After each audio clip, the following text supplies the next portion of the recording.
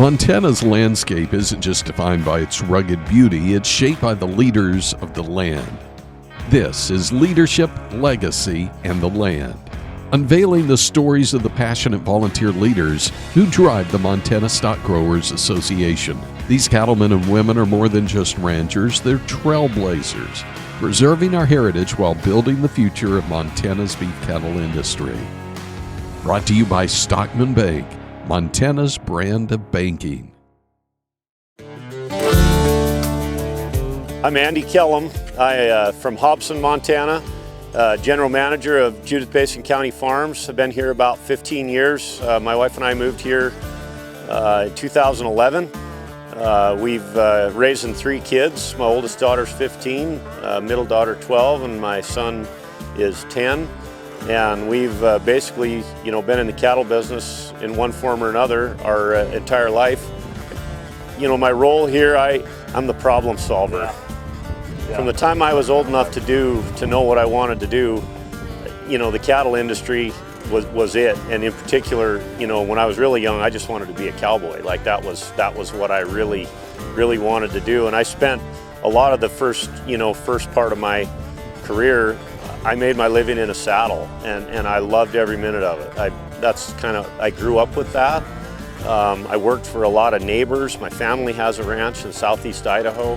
I spent a lot of time there, and it just, going out across the sagebrush or the grass, after rain and smelling that, like there's only a few things in the world that would be any better than that. I definitely spend a lot of time in the pickup now. Spend a lot of time in my office, but it's different. You got to get used to. It's been quite an adjustment for me to get used to, not thinking so much about the nuts and bolts of what happens every day, and thinking in broader terms of what are we going to do this week? What are we going to do this month? What's our goal for this year? And and then the long term of the business. Like what are the goals of the business? I get to be around and work with some of the best people in the world. There's really, really great people out in the country here in this business. If the day ever comes where there's not an option for me to be out breathing some clean air and spending some time with the cattle, with the people, that part is something that I will never be able to let go of. It's something I will be part of for my entire life. Early on, in my early 20s, I spent a lot of time, I worked for Dr. John Patterson, he was a long-time extension beef specialist at Montana State, MSU. And Dr. Patterson exposed me to a lot of things. And one of those things was I was able to, John introduced me to the Montana Stockgrowers Association. All of the I got to meet all of the leaders at that time of the group, got to attend the convention, and at that time it was more from a work standpoint than it was from a leadership standpoint. But always in the back of my mind, even when I was working there, I still felt as a producer, because that's where I came from, and that's ultimately where I wanted to go. At the time I had a job. But I started to see that those things that those people were working on had a big impact on the day-to-day at the ranch. With those things not going the right way, things could go the wrong way at the ranch in a hurry. And honestly, I think just being exposed to that and seeing those guys, that really, made me think one day that's something I want to do. I want to be involved in moving the industry forward. And I don't know what next year is going to bring, but I know I want to be involved in it. It's more important now than ever that people in production agriculture are involved in policy making, because we're going to get run over if we don't. And that's where I believe, the work that the Montana Stockgrowers Association is doing is absolutely vital to the future of our industry. We're going to get run over by people that don't understand what it means to be involved in production agriculture. They don't understand our issues, and that's why I want to stay engaged.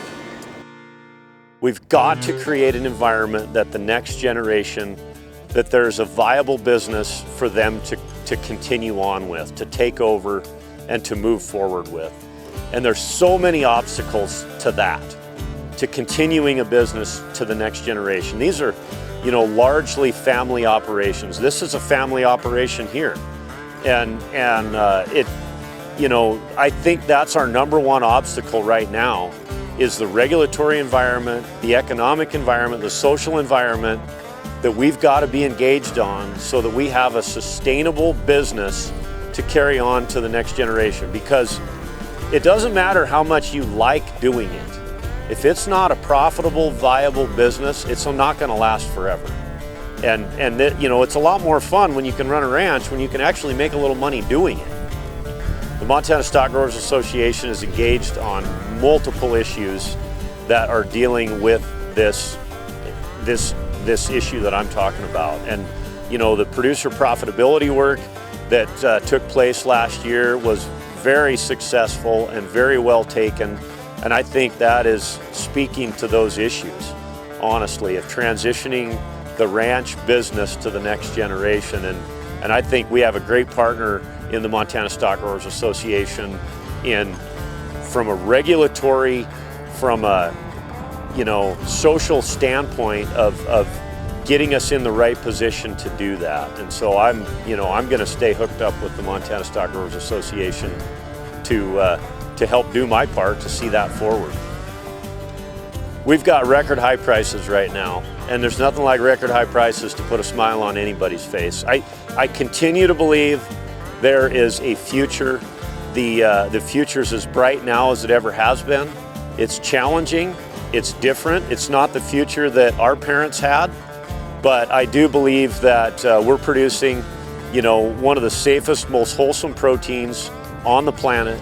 And there's a consumer out there that wants to buy our product. And so we just got to keep those things in mind, and there's a big bright future in front of us.